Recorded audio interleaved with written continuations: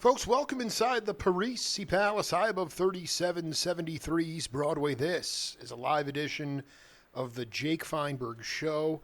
Comedy on Power Talk. Thank you so much for making us part of your day today, wherever you are, streaming worldwide in this galaxy. And, I've only been on this planet for 42 years, and what I've tried to do over the last 10 is on my radio program bring on cats who've had a lot more experience in this lifetime on this earth, actually communicating non-verbally and being able to ascend to a level where on and off the bandstand they're able to access the spirit mind. And when you access the spirit mind, you stop thinking logically and you start thinking more about love and camaraderie and leadership. And even when you have adversity, you have people around you that can help you overcome that. And through the music, you can access your multidimensional self. And I get a chance today to speak to a cat who, is still, prior to the coronavirus, was still working at a prodigious clip, recording in the studio with luminary figures and other acolytes, other cats in general. And but really, when it really started was at the most magical time in our musical history, in my mind. Some people will argue that, and they have their every right to, but basically my guest came up at a point when all musical vocabularies were growing. There was incentive because it was being monetized through commercial LPs and regional radio, and he wanted to be himself. He didn't want to sound like anybody else. And I'll tell you, in these days, this day and age, if I sat on the street corner with my guest and we asked 20 different cats what the definition of jazz is, we get 20 different answers. There's a homogenization of sound. There's a lot of crises out there, but this guy is going to raise the veil and enlighten us and inspire us. Vince Denham, welcome to the Jake Feinberg Show. Well, pleasure to be here. Honored to be here, man. That's a true honor, brother. I wanted you to talk a little bit about if you recognized like the Plug Nickel sessions, for instance, in '65. Obviously, it's folkloric now, but it seems to me that when I'm going through this milieu of history, music evolution, that was really the first time that cats played standards, but then they'd leave the head of the tune, maybe quadruple the time or half the time, and then come back in. They play My Funny Valentine, and then it would be 20 minutes, and they'd come back in. Were you hip to that stuff when it was happening, or was it a latent discovery, or was there something that preceded that? Actually, I'm not. I don't even know the Plug Nickel thing. Okay, no. So let me. This is great, Miles. There's a couple different stories, but basically, or what the term is. I don't know if that's exactly what you mean. Go ahead. Well, what I'm trying to say is that okay, so before this point, you had this obviously this era of bebop in the very strong in the 50s, coming into the 60s. You had obviously these magnetic conversational piano trios with Claire Fisher and with Bill Evans and that stuff. But with Miles's band, Miles was still playing standards. And then they went to the Plug Nickel in '65. And I apologize about assuming that you knew that, but it's like it was Herbie, Wayne, Tony, and Ron Carter. And the story that I've heard is that the four of them were bored to death. The word on the street is that Miles was bored to death of bebop, but I think they were, the accompanists were bored to death of it, and they said, listen, this is what we're going to do tonight. We're going to play the standards, but then after we play the head of the tune, we're going to leave the head, and we're going to go out, and then we're all going to come back, right. Okay? And they took a blood oath, okay? And they show up at the venue, and Miles is like, we're recording tonight. And they're like, oh, shoot. They're like, okay, we're still going to do it. We're still going to go. Miles didn't know. He wasn't hip to it. But when they did it, Miles dug it a lot, and that was kind of the beginning, in at least from my perspective, of the extension of the vocabulary of acoustic melodic improvisation, where you, instead of just playing the standards, you actually left the head of the tune, maybe changed the time signature during that, and basically all came back in on the downbeat, and that was sort of, and I just wanted, where were you in '65 in terms of in terms of your understanding of, I'm always fascinated with like when the albums came out, were you guys hip to them at that time, or did it come along later, or maybe you were just, we were all like in the '60s stuff was, because I came from like the Coltrane Miles thing, and then when it changed into when Tony joined Miles' band, that was our shit. That's the way we looked exactly. at it. Tell me. It just changed everything. It made it, instead of being swing or bebop, it started to go into a different thing, and then it really changed when the Bitches Brew thing happened. Dude, Denham is can you talk about, even if as best you can, at the time when you say it became a different thing, was it just because Ron Carter told me, he's like, we can set the table as a rhythm section. Him and Tony could set the table for new vocabulary, but it would be up to the improvisers, people like you or Wayne or Herbie, to bring their kitchen sink solos to the bandstand. So, I mean, can you talk about, in your mind, what changed rhythmically and that allowed this extension of vocabulary? Oh yeah, it was the change of going from playing swing beats or like bebop into like straight eight. It's the mix of jazz and rock together. And my generation that was our thing. We're the combination of all of it, instead of just like rock, or instead of like older jazz, or it became the new thing. Like especially with guys like, to me, for rhythm sections, was Tony Williams. He gets all the publicity. That. I mean, what about Rope? And Jack DeJohnette, those kind of guys. Yeah, man. And of course, my old friend was Mike Clark. Oh my God. And we were all doing that together. I really want to hunker down here because because Clark told me, 10 years ago, Denham, I've been on this journey for a long time, and he told me about you 10 years ago, and it's like, that was when I first interviewed him, and I'm just wondering, like, were you, because Mike was in a group called, I guess it was called Group Therapy with Paul Jackson. Were you in that band? When did you first connect with Mike Clark? I was in that band. You were in that band? Holy cow! Yeah. So how did you wind up in the Bay Area, and then how did you connect with Group Therapy? Oh, I was born up in Richmond. Oh wow! And then I grew up in Castro Valley. Yeah, beautiful downtown Richmond. Oh my God, dude! Wait, were you hip to to Frenchies or like this Chitlin circuit? I mean, James Brown and the Flames. Did you actually play any of that stuff? Not that stuff. No.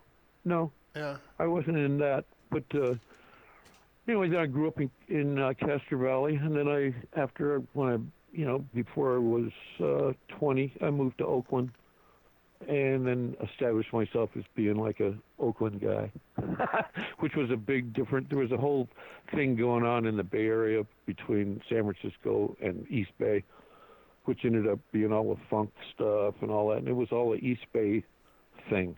It was like, and I don't know, it's just, that's where it was, and the people were just different, Well, I'm not explaining it very good. No, you do. Listen, I'm throwing. This is hard to. I'm throwing a lot at you. I mean, I know that it's hard to even remember that long ago. Yeah, but you remember. You know what it is. Nobody. Man. You know what it is. Nobody remembers what was said, but you remember how you feel. Okay, you felt. And, that's true. Oh yeah. All I remember is it was like one of the first bands that we went, oh yeah, this is some good shit. Okay, this is different, and it was trying to. The Cold Duck Club or the Continental, the Showcase, or the Sportsman. Don Barksdale owned all those clubs. I believe you were marinating in those clubs. Yeah, Sportsman, I remember. Yeah. And talk. And I mean, like, because like those cats. I mean, it was like John Turk and freaking Johnny Hartswell. I mean, there were a lot. Did you start? Did you start in an or? Because all those guys were kicking pedals for a long time. Organ tree. I mean, I think Paul Jackson told me he learned everything he knew about bass from Ed Kelly's left hand. I mean, did you? Oh, You know, yeah. I mean, can you talk a little bit about? I guess just the rhythm. If there were different rhythmic regional rhythms, even between San Francisco and Oakland. I mean, everyone always says Oakland had that East Bay funk thing going on, and San Francisco was more, Right. you know, maybe more purist bop. I don't even, but I mean, San Francisco was weird in No, itself. that's exactly what it was. San Francisco was more of a purist thing, and they looked at the East Bay was just younger guys, and for some reason we all were on that side of that little dividing line. It just made a whole difference. I mean, everybody used to play like more intense. Exactly. Whereas That's the word. we Where always, everybody used to always go, yeah, it's too intense, it's too loud, it's too this, it's all that. And then we'd look at San Francisco guys, and we'd go, man, they're playing what they did, 30 years ago. Oh my God. Well, wait, Yeah. but I mean, that was And like. Yeah, go ahead. I'm sorry. Go ahead. No, it's just. Oh, at that time, it seemed to be, it was important to prove that when you were young, that you had a new voice. There was a new voice in town. That kind of attitude. Well, you just used the key word that that what I hear in my generation and younger, it's because we don't have the ability to play live enough, even before coronavirus, and because the cost of living is so high, and because basically a musician is no longer really seen as a viable profession. It's more of the working poor. True. It's fun. I mean, it's dead on. But I see cats. Some, not everybody. I mean, some of them got the memo. There's two words though that I wanted you to talk about to younger cats about, especially when you were cooking the groove with Mike or whoever. I mean, whoever was down in that East Bay area. There's two words that describe the music I love. Even if it's a straight ahead session, I have this album with you and Kent Glenn. It's the most burning. It's just acoustic music. It's like 70s. It's burning. Yeah. Okay, so there's the two words I want you to talk about and who influenced you. Urgency and attitude. That's what I hear lacking in modern improvisational music today. And it's led to a homogenization of sound where I can't tell who anybody is. So can you talk about who influenced you and how, for younger kids, how really to develop that? Well, it's easier said than done. Okay. Well, influences were like John Coltrane and Wayne Shorter, Joe Henderson, all those guys, and Miles, and the other thing was like there was every artist and every person that I looked up to that was my idol was black, and I tried to I wanted to assimilate everything that they had and tried to and live my life that way, and just to get more depth in your playing and have more meaning, more I don't know. What when you say what I wanted to get what they had? I mean, were you and how much of that? Well, it's the depth of expression. When you were, people that are releasing from pain and Right. all that. Right. It's, your depth is a lot deeper. And it's just like every time you'd play, it would be meaningful instead of just something you're going through or to entertain somebody. Exactly, Denham. That's what I'm talking about. It's more spiritual. It's spiritual, You're can you talk a little bit because what about like just I mean you recorded with Joe Henderson, but when was like how much of it had to do with not just listening to the records, but the fact that you could actually sit right in front of these guys and see them? I mean, did you go see Train at the workshop? Did you see? I mean, can you talk about viscerally walking out of clubs with with expanded consciousness. I was working. I played every club that was on Broadway in San Francisco in this over a, I don't know, 5-year period. I love it. And then one night I was working right next to the jazz workshop, and Train was playing there. And every break I used to just go over and just sit right there, watch, listen, take it all in, and really didn't know the depth of what I was really seeing at the time that it was happening. That's all I can say about it. And then I became more aware and studied him more. But I did get to see all that. So that was well, I mean, what I'm a saying, lot. And like Miles at the, oh God, I can't think of the name of the club right now. It's okay. It's okay. Anyway. No, you're doing great, man. Now, this is like, first of all, you were playing across at another club, and then you went to the work. Because I mean, Marty Ballin from the Jefferson Airplane would go see him, and I mean, Train would go and go over, and the bathrooms were kind of like right behind the stage. He'd go take a piss. He was still playing his horn. He'd go get a drink. He was still playing. Oh yeah. I mean, this is unheard of in this classicalized, politically correct modern era of jazz. I mean, this was raw. And how much of that do you feel? Sonny, Train, Earl Palmer. I mean, the list goes on and on. It's not even. I mean, it's ridiculous. All those cats walked the bar. Cannon. They were all R&B cats, and before bebop, right? I mean, how much of that? Because they came in from the blues, the anguished cries of the blues. It was right alongside the jazz. Do you think that gave it that added depth and urgency that you're talking about? Yes. Yeah. It did. You know, it's to me. I don't know. I guess what I'm trying to explain is it's more try to express life that's going on at the moment. You know. Right. And what you're living through, and just to have all those emotions. You know, it just seems like all the music was so much more emotional than the pop music that was going on at the. You know, the sociological stuff, like you talked about, these guys were, what was going on at that time, was it impossible to avoid, the social justice stuff that was going on. I mean, Mike talked about, playing Black Panther rallies with Angela Davis. Paul Jackson's like, we need a drum. I believe I played with them there. We'd be the only two white cats, and we played at People's Park for the Black Panthers, man, with two white guys in a band. Dude, I freaking love. Dude, this is America. It just because the music was what we wanted to play, and also it was representing what we were representing. But it was a lot bigger than we thought at the time. We didn't think it was such a big thing. It was more of a musical thing. Like, well, there's nobody else around that can play this shit the right way, so we're going to do it, and let's go over there and play. Okay, I freaking you can't get away with it that easy, because what does it mean to play I'm really interested in this.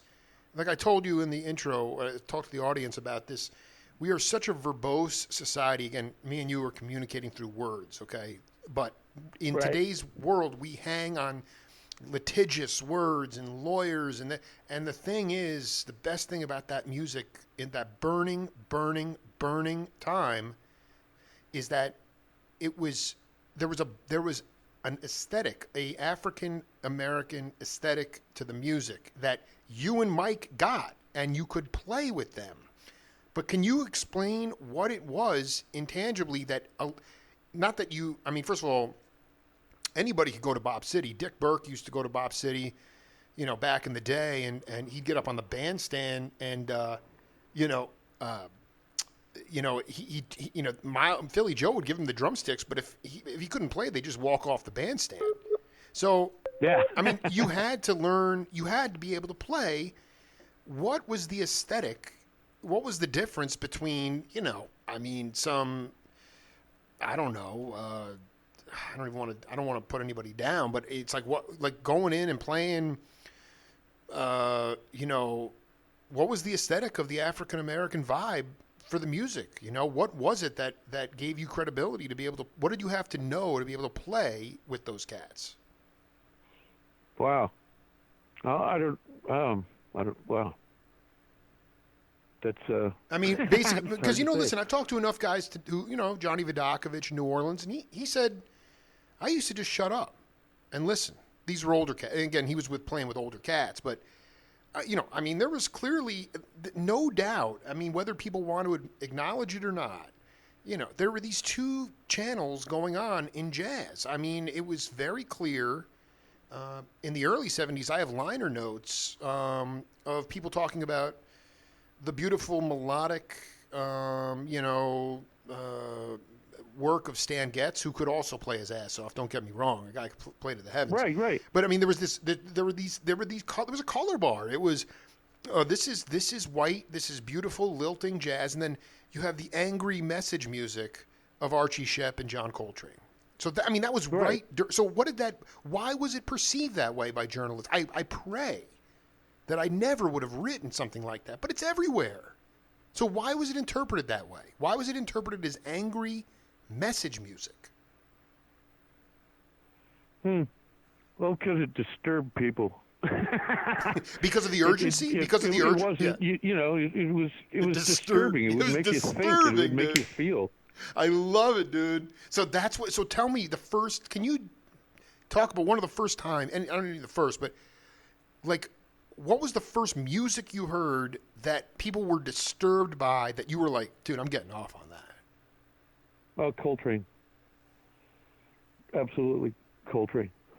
It's so funny. My grandmother was a piano player. Yes. And when I was like 12, she gave me a record album, and it was John Coltrane. My grandmother, right? And she's a white woman. This. And she goes, here, you say you want to be a saxophone player. She goes, you should check this guy out. This is the new guy. This is the new guy who everybody says is happening. My grandmother, What a hip anyway, cat. She turned me on to him. What a hip cat. She turned me on to him, and then I just heard this thing, and then I started getting into Coltrane. Then I listened to a couple of albums like Meditations or something like that, where everybody just goes, it's all emotion. It's just raw, and it really hit me. So I had this rawness thing of screaming, yelling, and then, you had to go out at night and play pretty if you were working club gigs and stuff like that. But it's like all that, it just hit, it's just the emotional level. It's just, to me, it reached the pinnacle for me of the depth that you could reach. How far can you really go and feel something like? Absolutely, I love that. I mean, what year did your grandma foist that Train record on you? I don't know what year it was, but I can't add that quick. But I was 12, so that was like in the late 50s, early 50s. Okay. I mean, not early, late 50s. Late 50s. So pre-modal Train, right? Pre-modal, but then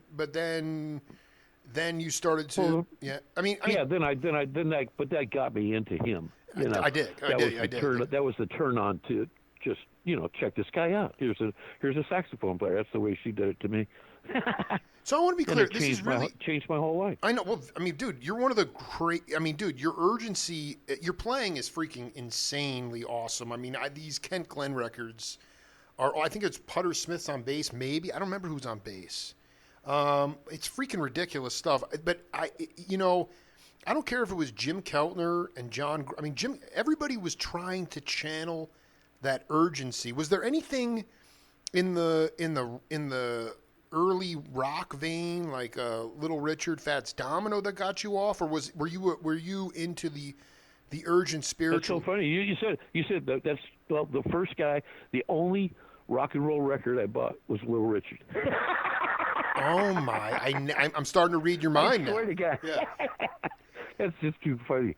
Oh, I love it. So I mean, so you were like, can you talk about when you first started to like with Meditations? Then you had to go and play quote unquote pretty at the club. What was your first? Who was in the first group you were in? What was the club you were playing at? I played these clubs. I played with this little trio. This guy named Eddie Paul, and it was just he played keyboards and he had a keyboard bass. and I played about 10 horns, and one of the drummers we had was Ralph Humphrey. You know Ralph Humphrey? Wait a minute, the drummer? Yeah. Oh yeah. my, Zappa's drummer, among other things. Yeah, I know him very well. Right, yeah. And he's big. He made it really well in Hollywood. Don Ellis. Did he get you into the Ellis band? Is that how you got into the connect? Is that how you connected with? Yes. Yeah, it is. Yeah. And anyway, we used to play. There was the club thing back then. Was you'd play 6 nights a week. 5 hours a night, and that's what we did. And so there was good musicians playing in a little cocktail lounge. Oh my God.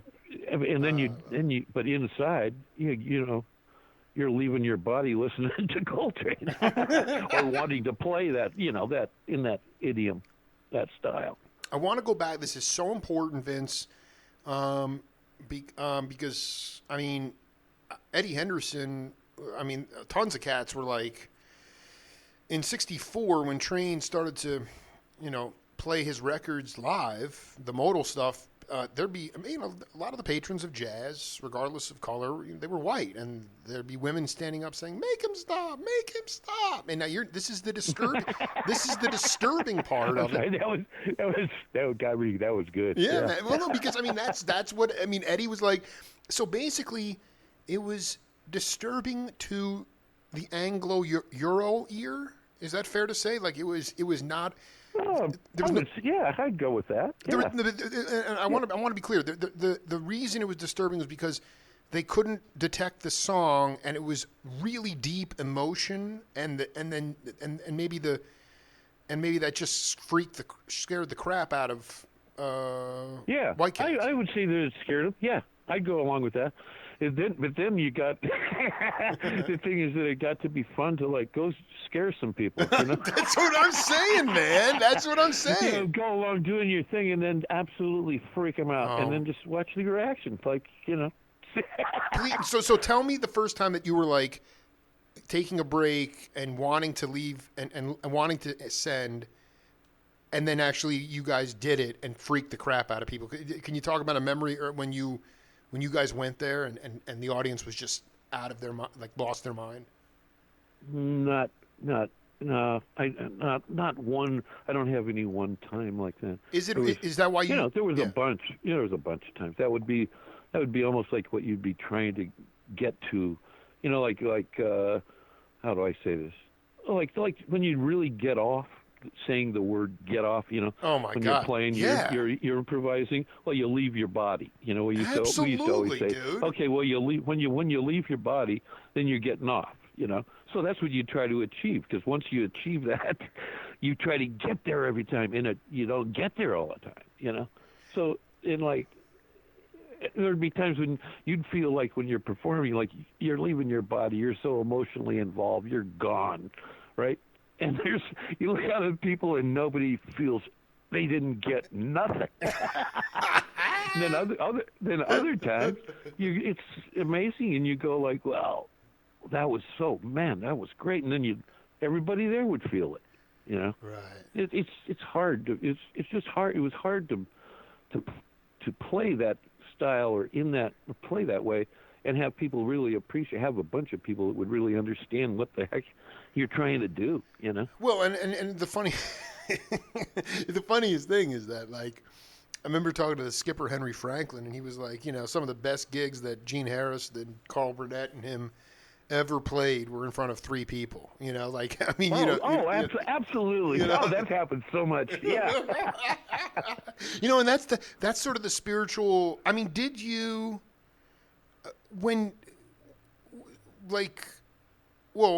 did you start to channel being the maniac that you were? Did you start to channel Rasan with the multiple horns in the mouth? I tried that. Sure. Can we talk about how that worked and in what settings and how you did that? Because that's circular. How did you work on the circular breathing? Could never circular breathe. I'd never learned to do that. It's hard. It's really hard. I tried. This is weird.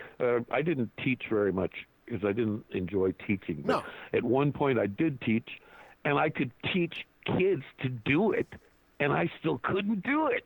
How the heck does that work? I could tell him what the whole principle, try this and do this, but I just couldn't do it. It was funny. And then the Rassan thing was just, I tried playing like 2 or 3 horns at once, and then I realized, what an absolute genius that he was. So, and I knew that I would never even get close because I realized how long it was going to take to learn to do it.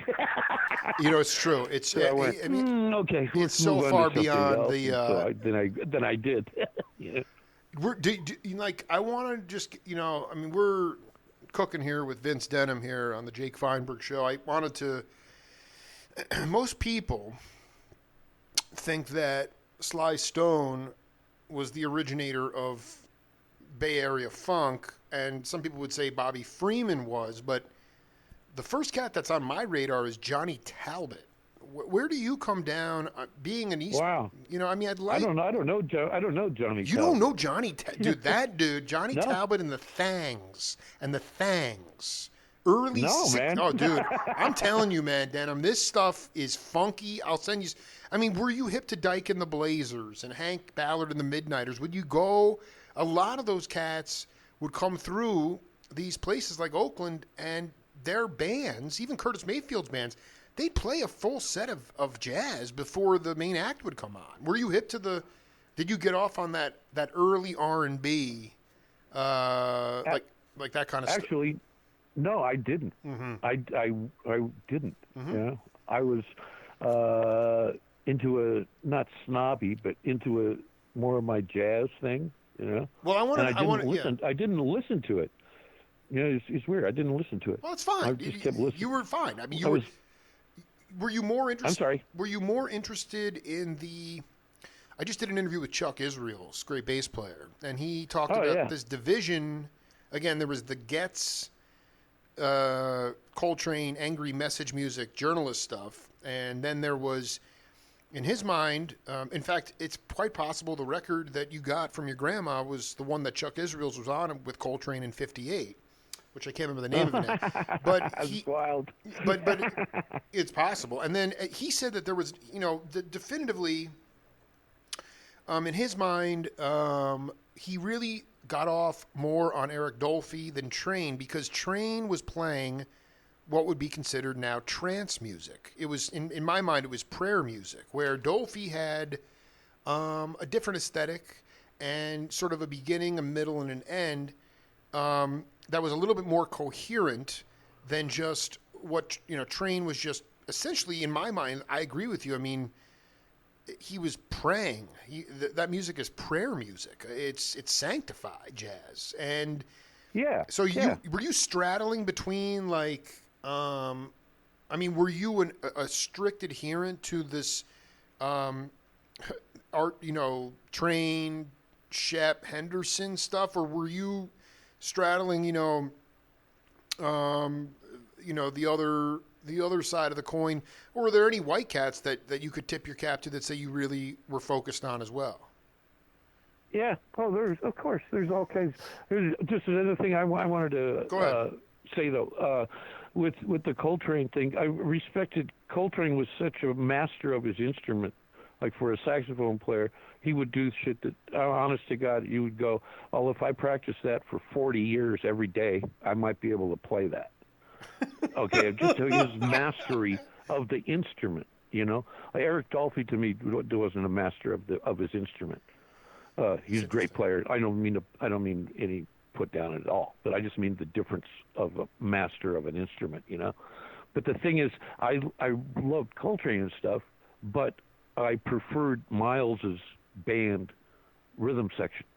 So I had two things going where I would prefer the Miles band over the Coltrane band of the different groove thing that was happening, I really dig it. Mainly with Elvin, the difference between Elvin and Tony, Okay. Go. No, you know what, Vince? I because like I said, I'm a Gen Xer. Can you, to the layperson, talk about, because you're talking about like Tony or maybe even Jimmy Cobb versus Elvin.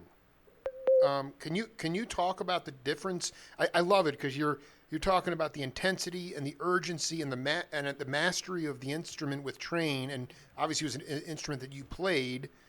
But it sounds to me like McCoy and Elvin, you preferred Tony and Ron to those guys. Yes.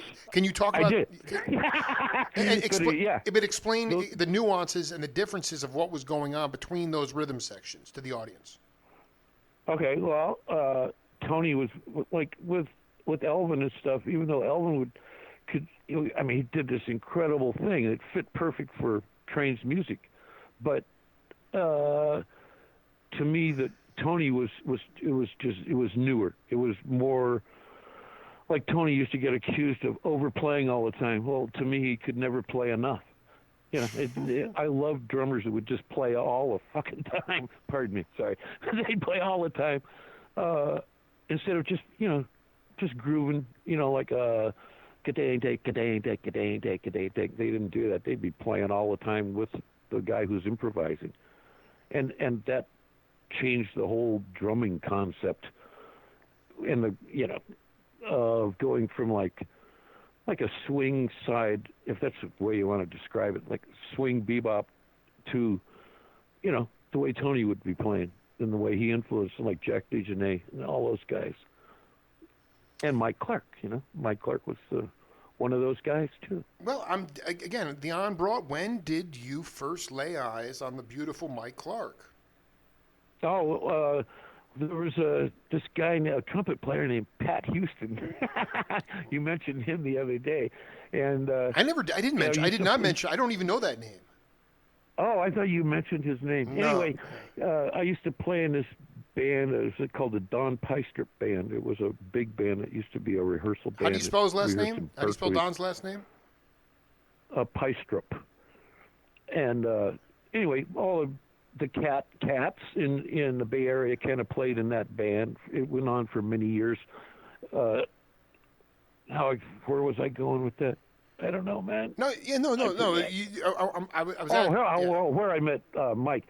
So this guy was a trumpet player. This guy, Pat Houston.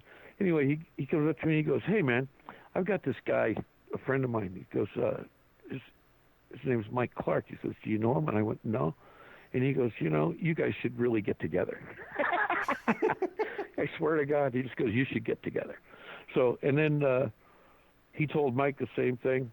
And so then we just got together, and it's the first time we got together, I think we played 8 hours or something like that. And then we started playing every day at his house. We would play for hours and hours and hours. And it was him and Paul Jackson and me. And it went on for a couple of years. This is where do we have tapes? We created all this shit.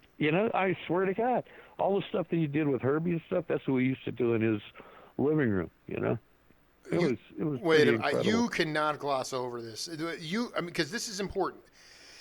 The quantum physics or all the beats, like those, like, you're telling me that because Mason got Harvey got the nod to be on that Headhunters album, right? And then Mike came in, but you're talking about creating those grooves.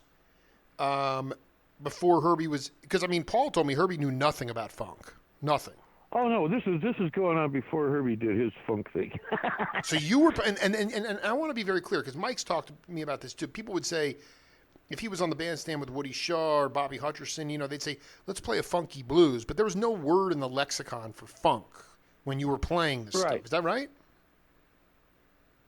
Well, there wasn't until then, To us, it was just I swear to God, all we do is we just say, "Let's play the shit." And that was it. And the shit was the funk stuff that we all came up with, it, like Mike and Paul came up with. Half of it was Paul. Paul would play stuff that we'd never heard anybody play. Nobody else could play it, Oh my God! Well, no, because what was that? I'm gonna blow it up right now. There was a music store that they worked at. Sherman and Clay. Sherman and Clay. Sherman and Clay. And then Mike was going through a divorce, and Paul was going through a divorce, or they both going through bad. Their marriages were failing.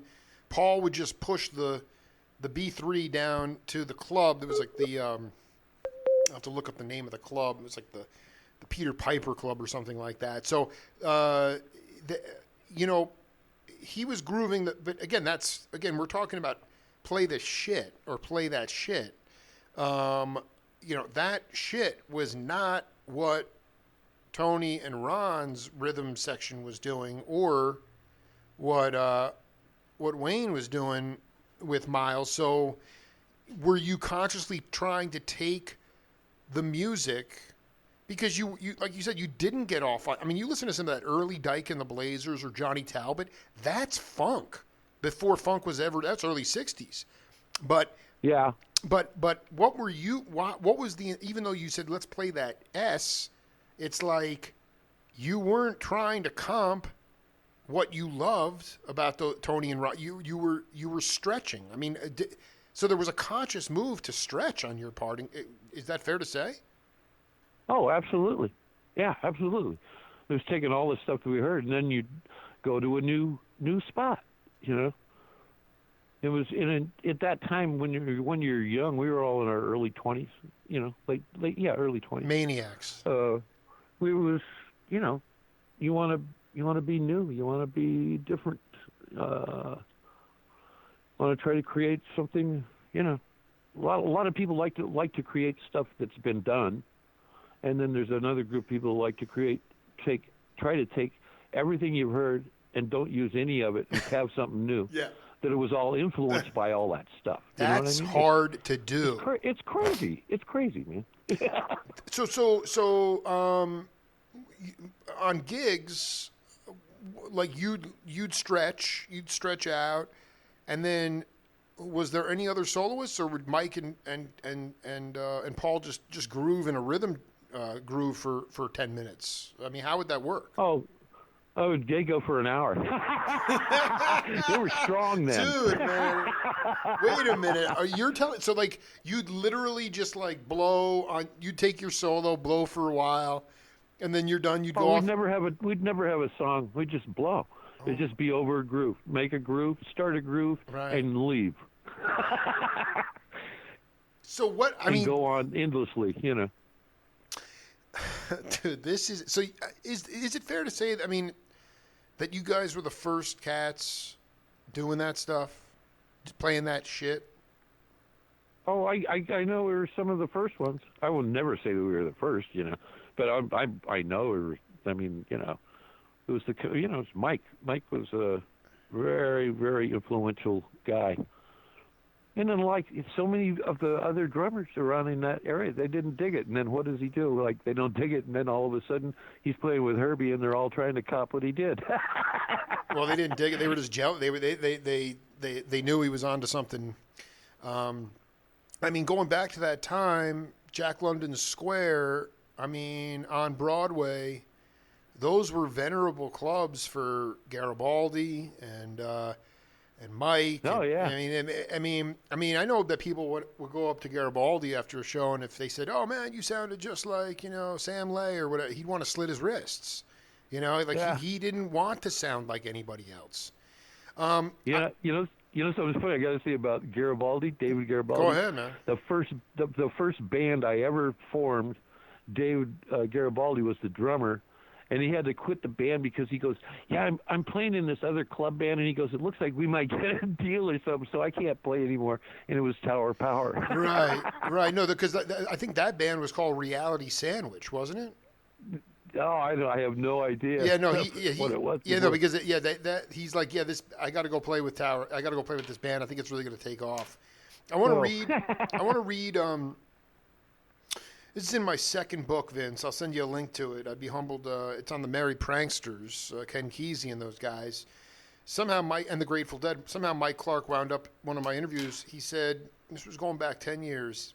He said, "Wow, I played acoustic jazz with Vince Guaraldi for 10 years on and off. Around 1969, he said, I want to try some electric stuff, so bring a bigger drum set. We went to a place right on Fillmore Street called Pierce Street Annex. It was a place and that's actually where I believe the Loading Zone and Tower Power rehearsed. It was a place where people tried new experimental stuff. It was Right. Seward McCain on bass, Vince Guaraldi on piano, myself on drums, a tenor player named Vince Denham, and Jerry Garcia played with us 2 or 3 times. We played music that sort of sounded like Bitches Brew. I don't think Vince. I don't. He goes. I don't think Vince meant for it to go in that direction. That's just kind of how it came out. We didn't have any tunes. We just got up there and jammed on different grooves. Can you talk about your memories of playing with Vince and Garcia? Oh yeah, that was some of them. That was fun. we made everybody pissed. We go into a club and they wanted to hear "Cast Your Fate to the Wind." Man, we never played a song. We didn't even play a song. We just start a groove and play. Oh, dude! I mean, dude, I'm I'm having a heart attack right all night long. With Garcia. Yeah. Wait, so Yeah. so the and the whole He'd walk in. He would walk in, and he's get in the corner of the club, take his guitar out. He'd come up to the stage. I never talked to him, never said one word, never heard one word from him, never saw him speak, nothing. And I don't know, 3 or 4 times I think we played. We'd play all night. It was just absolute, just jamming, total improvisation, and then everybody, and he'd leave.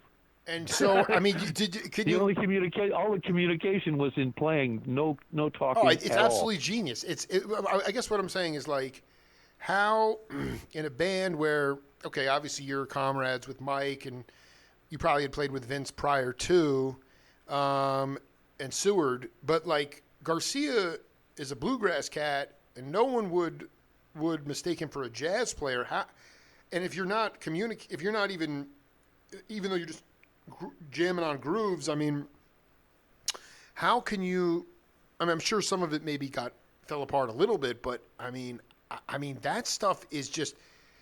How did he fit in your mind? Even though it was a long time ago, how did he fit in? Obviously, like you said, he was kind of almost like a phantom. He'd show up and play, and then Right. and then he would go. It was like Joe Henderson, You'd be like, "Where's Joe?" He's like, "Oh, he's driving back. He's out. He's gone." But I mean, like that to me is, I mean, no one would, especially at that time, I mean, no one would ever mistake Garcia for Eddie Duran or Michael Howell or any of these ridiculous. Oh, no. But that's part of that thing of what I was saying earlier, taking all these different forms and throwing them all together. Exactly. It's like he really didn't fit in, but it did. It would be like, wow, okay, I that love worked. this, dude. Never I thought love of that. it, man. I mean, you would just start kicking off whatever. There were no vocals. Was Vince on like electric piano, or what was he playing? Oh, mainly electric. Yeah, he had electric. I'll never forget. He had a. He came in with an amplifier that was the biggest amp ever made. Now, I think it was called. I think it was a Baldwin Exterminator. It was called. It was like twice as tall as Vince. It was like a refrigerator. It was like a refrigerator or something. That's unbelievable. So it was the loudest thing in the world. So really, it was like, I mean, you guys, but being the heads that you were, it wasn't about. I mean, that's part of the problem with today's musicians is that they are learning music by sight and not by ear, and so as a result, their ears are locked. And a lot of times, you walk in to see music and they turn it up to 10, and the decibel and the dynamics never change. It stays at 10. Right. But I don't think that to me, you guys, even though Vince was bringing in refrigerator amps and bring a bigger drum set for Mike Clark and Vince Denham's there. I mean, you guys you were very conscious of not just playing noise, right? I mean, it was dynamically. Yeah, absolutely. Yeah. But that's when a lot of the audience, that's what they thought it was.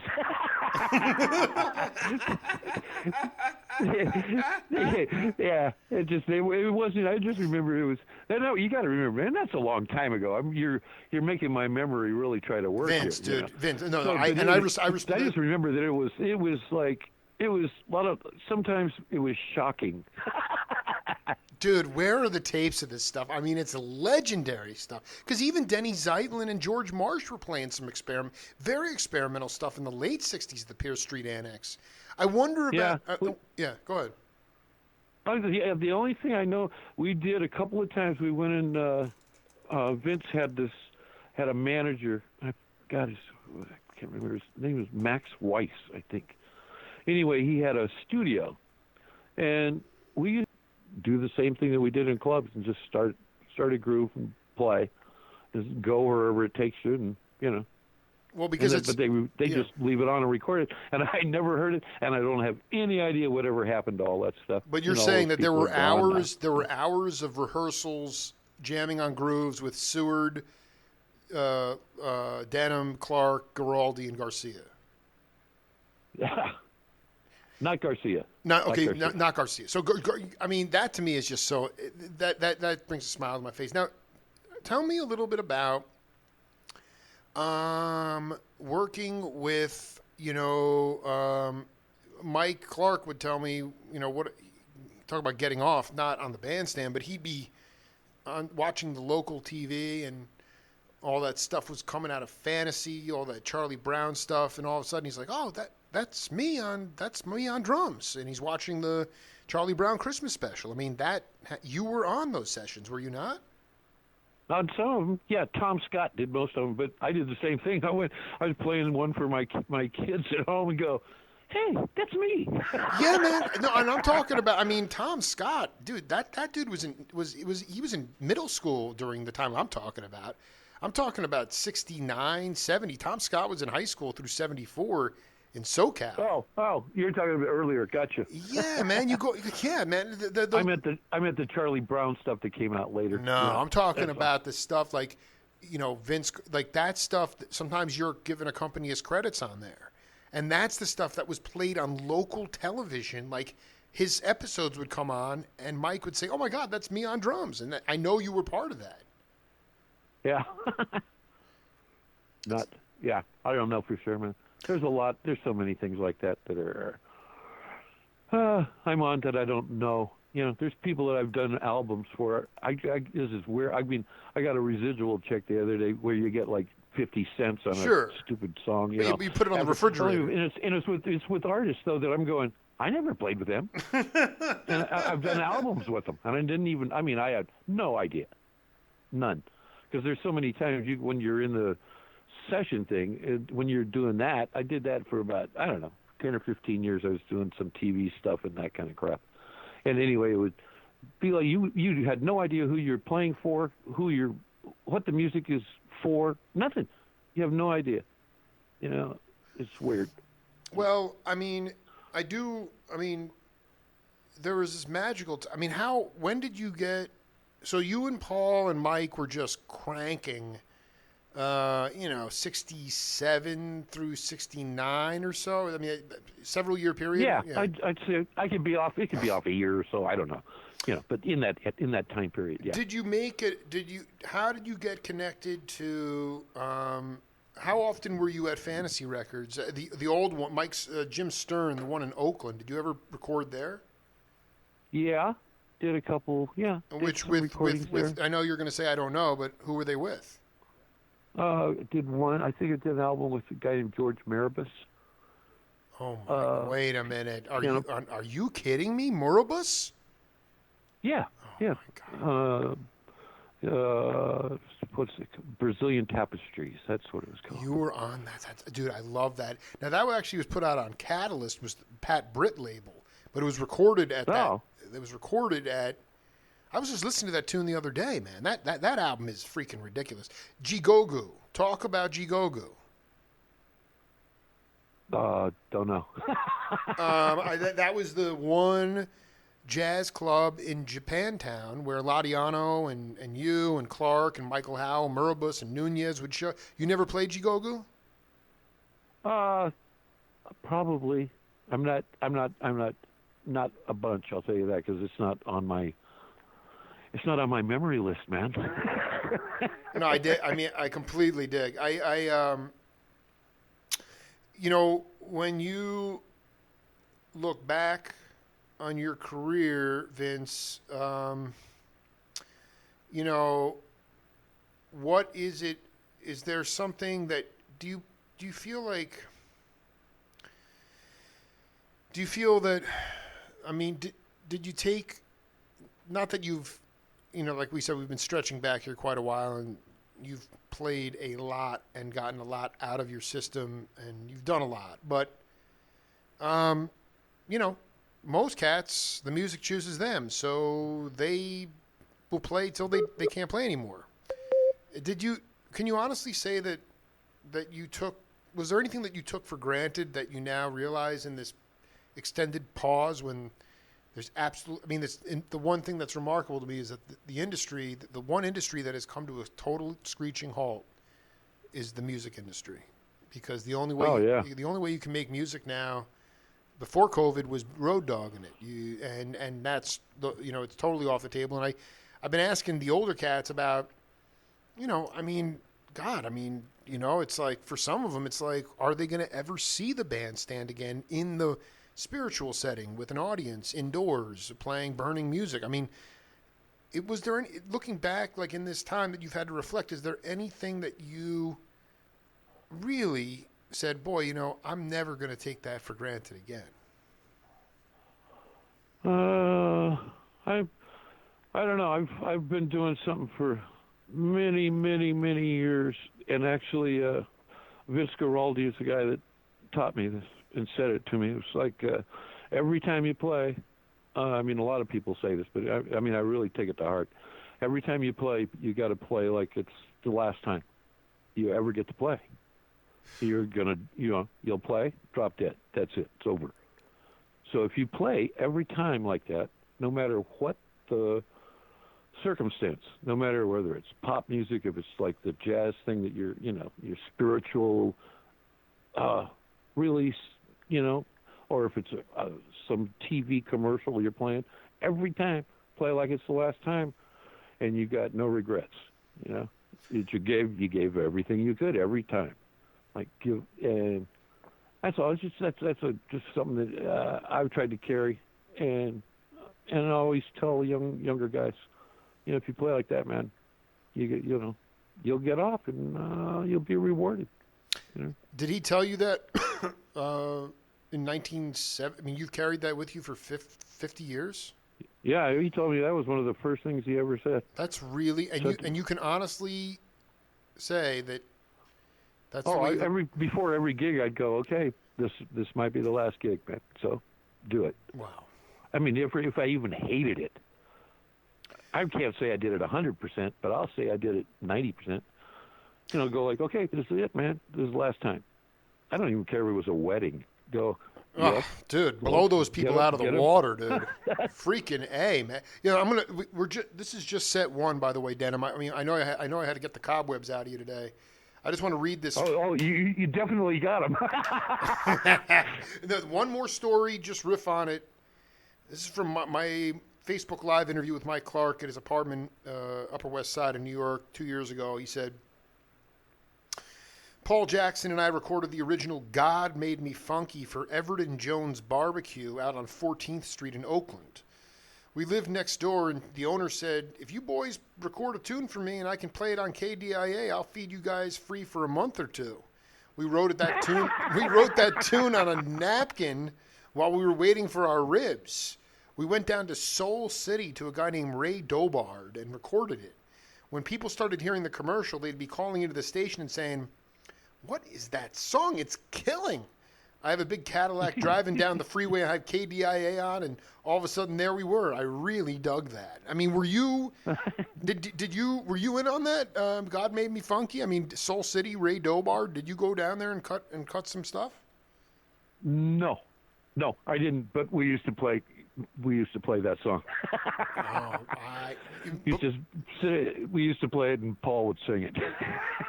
And so basically, yeah. and we're talking about, you were singing that song like basically 6 years before it ever got pressed on record. Yes.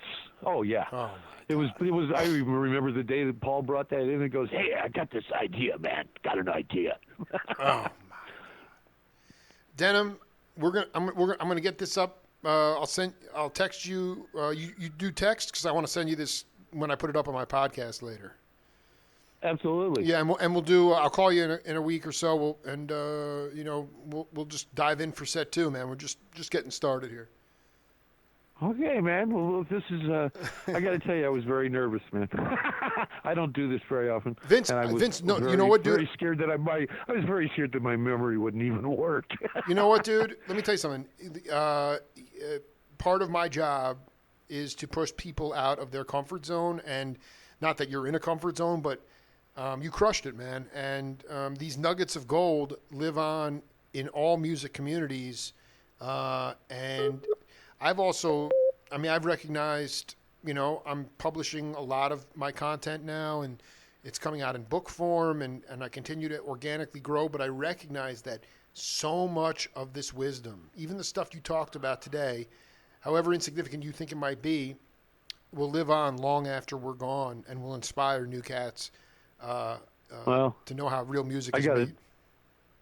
I'm sorry, yeah. Well, I got to tell you, man, it's like, what you're doing here is like it's miraculous. It's so awesome. Yeah, it's divine. To, it's divine. Carry this on and get like real artists, and well, you're one of them. So that's we're doing it all together. Dude, so Denham, man, dude, thank you, man. Yeah, man. Listen, man. Honestly, dude, you're seriously one of the cats. It's a high honor, and it's a deep well of enlightenment that will never ever end. So, bless you, and Cool. I'll get this out to you later, brother. You got it, man. Thank you so much, Jake. Yeah, be cool. Later. Oh, Yeah. Okay, buddy. Bye, bud. Bye. We'll be back with Joe Chambers right after this.